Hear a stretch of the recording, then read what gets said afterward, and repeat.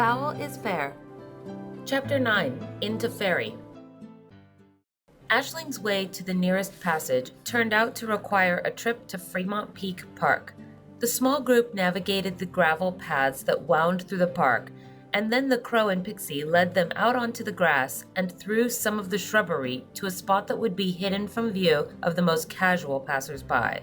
"So, you did promise. Why is he called the Count?" Megan asked, while Aisling was moving about the ground amidst the ring of mushrooms mostly hidden under the brush and grass. "Dressed in black with a widow's peak," Aisling began. How matters of hairstyle could be applied to a bird was, technically, a question that Megan could have asked, but she just stood and watched and listened as Aisling walked in a figure 8, still talking a mile a minute. "And of course my cousin Nessa has told him that it's a shame he's not named the Marquis because he travels to the far reaches and all, but considering his fondness for Monte Cristo sandwiches..." Megan was beginning to see by now what Lani had meant about the pixies, so she directed her next question to Lani. "So, it's not dawn or dusk. Why am I not seeing a butterfly?" "It'll start happening more and more. You know what she really looks like, you've accepted that pixies exist, and you're starting to acknowledge the she-blood thing.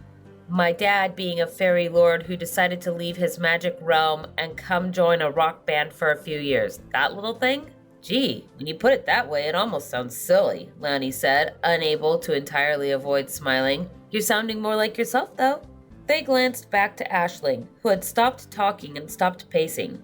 "Okay, ready," she said before looking to Megan. "So, did you have any other questions?" "I like questions. I'll get back to you. So, how do we do this?" Aisling was about to respond, but Lani interrupted. "Just step into the ring, close your eyes, and then step out again." While she explained, raising her voice just a bit, Aisling attempted to answer anyway, but with some directions that sounded to Megan like they might have been lifted piecemeal from the Hokey Pokey, the Macarena, and the Time Warp. Noticing no one being inclined to go through her dance, Aisling huffed, then stepped into the ring, followed by the Count. Both disappeared when they started to step, or in the Count's case hop, out of the ring. Lani went next, demonstrating on a larger scale. As she stepped back out of the ring, she too disappeared. Megan took a deep breath, then stepped where Lani had been, careful to avoid the mushrooms. Then she closed her eyes, released the breath, and stepped back out, a little surprised when she kicked something crunchy sounding that seemed almost to hook into her shoe. When she opened her eyes, the entire world had changed. The first thing she noticed were the colors. Everything was brighter, starting with the sunlight, especially in comparison to the gray skies of Seattle in October. The light made it no warmer, but just added to the golden sheen in the air. This brought out the color in the marigolds and the golden columbines that peeked from the vibrant green grass amid the chill. The golden haze of the air also matched the golden apples hanging within some of the dense expanse of the trees, the apples that weren't red or yellow or green or mottled or pink.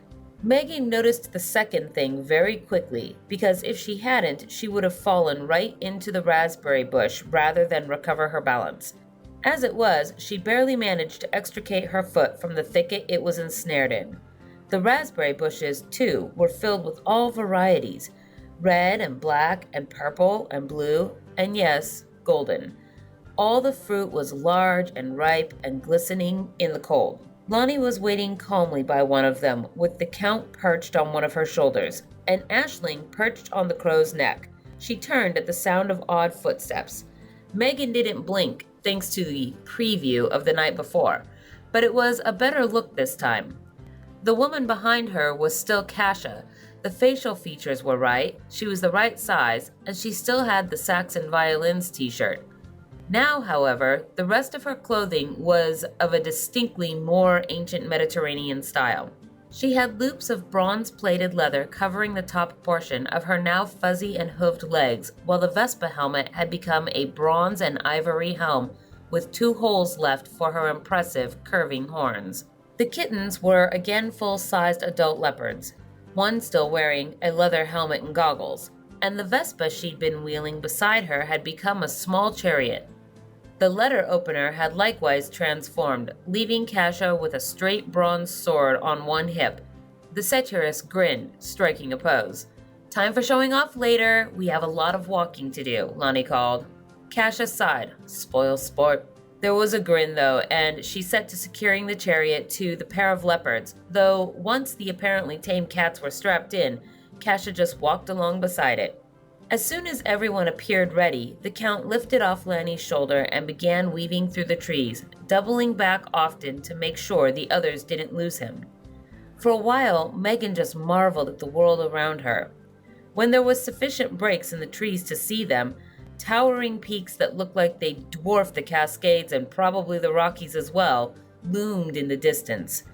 There was the occasional sound of birds. More disturbing, Megan was constantly feeling like she was being watched and occasionally would swear she saw motion out of the corner of her eyes. Anytime she turned her head, there was no sign of anyone but herself and her companions. The others weren't exactly relaxed, but they also weren't looking around every few seconds, so she did her best to convince herself it was her imagination, fueled by the haze of golden light which was occasionally almost lens flare-esque. She therefore stared straight ahead, which for the moment was at Kasha. Now wait a minute, Megan said after considering for a moment. You've got the horns like the fawns in Etruscan and Roman art, but the outfit is Bronze Age Greece. And that, she pointed at the horse-like tail emerging from the armored skirt, is an old-school Bronze Age satyr's tail. Mrs. Chang's Art History Thursdays sophomore year had been more fun for Megan than regular history. While I appreciate your checking out my ass, Megan, satyrs and fawns have been mixed up for millennia. Yeah, but you can't actually be both at once. Don't tell me what I can't do, Kasha said good-naturedly. After the sighing and eye-rolling, there was a pause. A silence she wanted filled with something other than the shuffle of shoes or hooves across the vibrantly colored ground or the thought of what was on the edge of her vision. You said something last night about attachment issues. Is that about how my mom stopped liking music because my dad left? No, said Kasha. I think that she'd have still been able to heal, get another guitarist, and enjoy music just fine if Riacard hadn't dated her for 4 freaking years almost. That's not that long. It was for him. What's the longest you've dated someone? Going on 2 years now, but I'm young and a satyr. With my girl, I've just got to be careful about how often we get to drinking, the mad revels and all. Go wild, fun times, dangerous, exhausting, etc. And then when we're done with it for a bit, break down and let it all out, you know? But the she aren't like that. They're always on, always. It's not one wild moment. Get too wrapped up in them and you'll never just get a moment again. Not ever. There's a reason Fae touch used to mean crazy. Too much time with the she will burn a person out. That commentary quieted her again. She thought about the old pictures, the bass tucked away in the closet, and all of her mother's friends in the music and entertainment business, the ones who had helped her get her job all those years ago, the ones who offered her all the free tickets that she never took. Finally, she managed. So, my father did that to her? Yes, Lonnie said, slowing a little to make sure that she ended up beside Megan. Not intentionally. From the bits and pieces I've heard, he really loved your mother. It's complicated, but it's something that can happen, not something he was trying to do. And what about your parents? How do they manage the complicated? They've been together your whole life, and your mother seems fine. Menehune are a different kind of intense. They're also a lot more prone to noticing the passing of time, since they work in cycles. But even so, that's part of why my dad goes away so often, to give mom time to just do human things, where the most Menehune things going on in the house are Mac's Lego masterpieces. So you do have some magic things you and Mac can do. Sure, by fairy standard it's pretty tame. We pick up languages quick and, well, you've seen the garden and the house. As long as we do it right, we can all build things, especially things people need. Really, my mom's hobby collection is part of why they work so well. The gardens, flower, vegetable, and rock, the pottery studio, the workout room. She trailed off. We're almost there. Almost where? Megan said. Before she got an answer, a pale blue light zipped across the area in front of her before disappearing into the trees. Then another light zipped out of the shadows, but this one paused, hovering in midair in front of them. Two more emerged behind it. Looking back, Megan couldn't help but notice that Kasha had her hand on her sword. Within a few moments, the lights weren't the only company. A dozen tiny people, similar to Aisling, but with undamaged wings, emerged to rest on the branches of the trees around them. Aisling and the Count settled on Lonnie's shoulder again, both making a point of looking at the floating lights, but conspicuously paying the other pixies no attention. These arrivals were followed, on foot, by two groups. The first were knights in literally shining armor, marching in one small group. Though the armor largely hid their features, Megan could tell that they were all unusually tall and slender.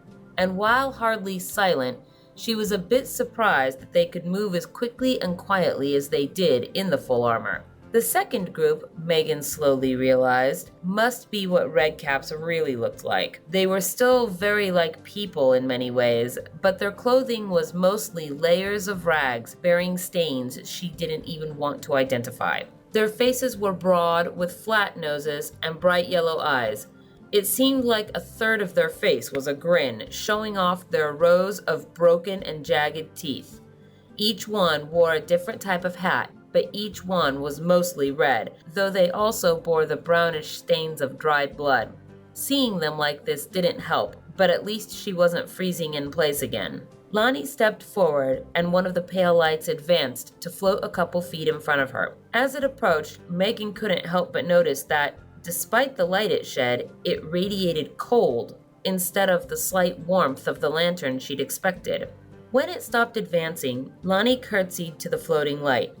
Kasha and the cats advanced, flanking Megan on either side. She noted that the satyr hadn't taken her hand off the sword. Megan couldn't make out the words, but though the air was still, she heard the whispering of wind through the trees, getting the idea that pixies were chattering amongst themselves. Finally, the light dimmed slightly, dipping lower as if it was bowing to Lonnie in return, and flitting a little to take in Megan and the others as well. "The Grey Lady will see you." The voice emitted from the light. Megan was sure of it. It was slightly above a whisper, but the words were almost sung more than spoken. "After the Queen does," one of the knights said solemnly, stepping forward. A few of the redcaps managed the feat of rolling their eyes while grinning. "Who is?" Megan began, before she felt Kasha's hand on her shoulder. She took the cue and quieted, just following after Lonnie, who was following the light as it started moving away from them through the woods. The rest of the floating lights moved to flank them, and the pixies took to flight, fluttering around the small group, sticking to the trees just a bit out of anyone's reach. The other two groups spent a few moments looking at each other, some glaring, some more subdued, and then they, too, moved to take flanking positions to escort the group. Megan couldn't tell which bunch Kasha spent more time looking at, with the same guarded expression either way. "The knights seem a bit smug about mentioning that the queen goes first," Megan said. "That's just water getting wetter," Kasha said, still looking around. Finally, the trees gave way to a wide clearing. Even half a mile away, the castle at the center was clearly visible. While she'd seen pictures of European castles in books, this was more like something out of a tale. Instead of a mere 4, a dozen towers stretched into the skies. Security walls and watchtowers ringed the main building, and all of it covered with climbing ivy. "It still doesn't seem real," Megan breathed. Lonnie paused, stepping back to reassure her. "It's as real as anything. They call it Anchak-Jera, basically the last home." She glanced at their multiple honor guards for a moment. "I think we're expected."